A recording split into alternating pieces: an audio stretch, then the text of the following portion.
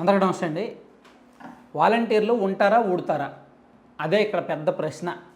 ఎందుకంటే సచివాలయ సిబ్బంది ద్వారా ఇంటింటికి పెన్షన్ల పంపిణీ చేయిస్తాము అని నిన్న మంత్రివర్గం నిర్ణయం తీసుకుంది.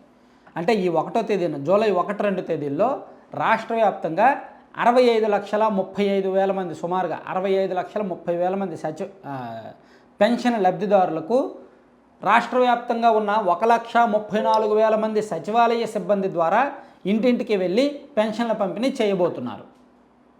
అది ప్రభుత్వం తీసుకున్న నిర్ణయం.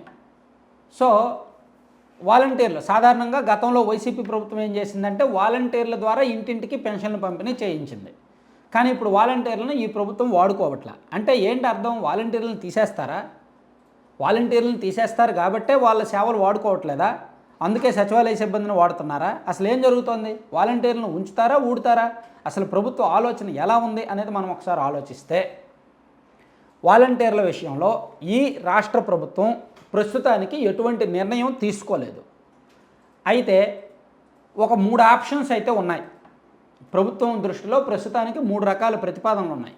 అందులో మొదటిది ఈ 2024 ఎన్నికలకు ముందు, మొన్న ఎన్నికలకు ముందు కొంతమంది వాలంటీర్లు రాజీనామా చేశారు. దాదాపుగా 90,000 మంది వాలంటీర్ల వరకు రాజీనామాలు చేశారు.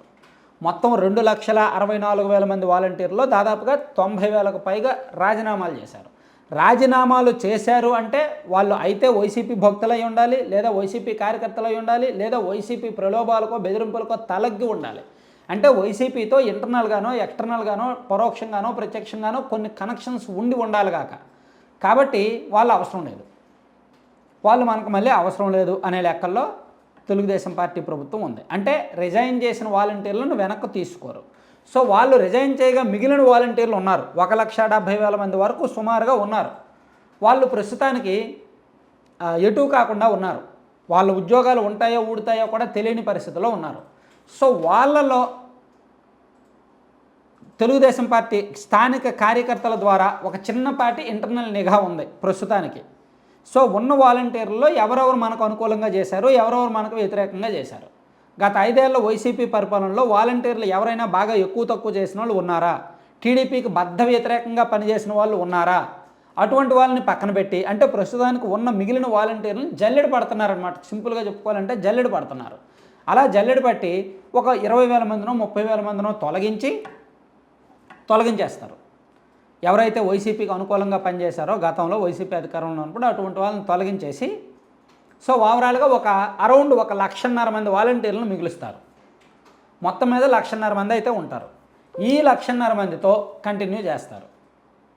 లేదా తీసేసిన వాళ్ళలో, అంటే ఎవరినైతే తొలగించారో వాళ్ళలో కొంతమందిని మళ్ళీ వెనక్కి తీసుకుంటారు.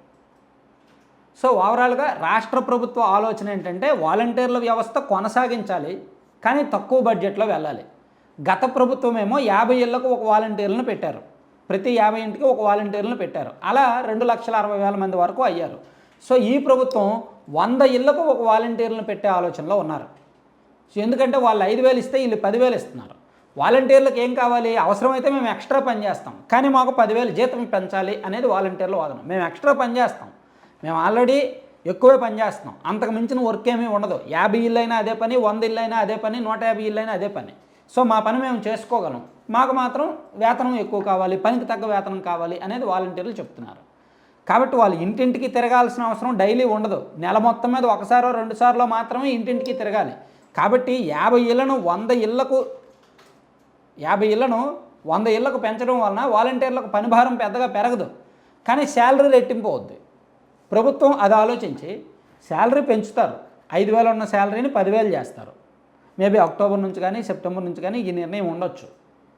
వేతనం పెంచుతారు, అలాగే పని భారం పెంచుతారు, సంఖ్యను కుదిస్తారు, సంఖ్యను తగ్గిస్తారు.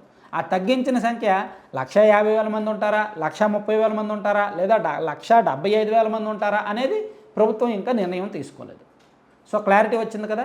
రిజైన్ చేసిన వాళ్ళని వెనక్కి తీసుకోరు, ఉన్న వాళ్ళనేమో జల్లెడ పడతారు. ఎవరు టీడీపీకి పనిచేశారు, ఎవరు గుడ్డిగా వ్యతిరేకంగా వైసీపీకి భజన చేశారనేది చూస్తారు, చూసి వాళ్ళని తొలగిస్తారు. ఆ తర్వాత 100 ఇళ్ళకు ఒకళ్ళు చొప్పున ఒక క్యాలిక్యులేషన్, మేబీ నేను అనుకుంటున్నా 100 ఇళ్ళకు ఒకళ్ళు అని, లేదా ఇంకా మారితే మారచ్చు ప్రపోజల్. ఇవన్నీ కూడా ప్రస్తుతానికి చర్చల దశలోనే ఉన్నాయి. ప్రభుత్వ పెద్దలు, మంత్రులు, ఆ మంత్రి గారు, ఆ ఎమ్మెల్యేలు ప్లస్ ప్రభుత్వం దగ్గర, చంద్రబాబు గారి దగ్గర, సీఎం గారి స్థాయిలో చర్చల దశలోనే ఉందన్నమాట ఈ ఆప్షన్. వాళ్ళు ఇంకా నిర్ణయం అయితే తీసుకోలేదు. నేను అనుకోవడం అయితే 10,000 చేస్తారు, కానీ పని భారం కొంత పెంచుతారు. Thank you.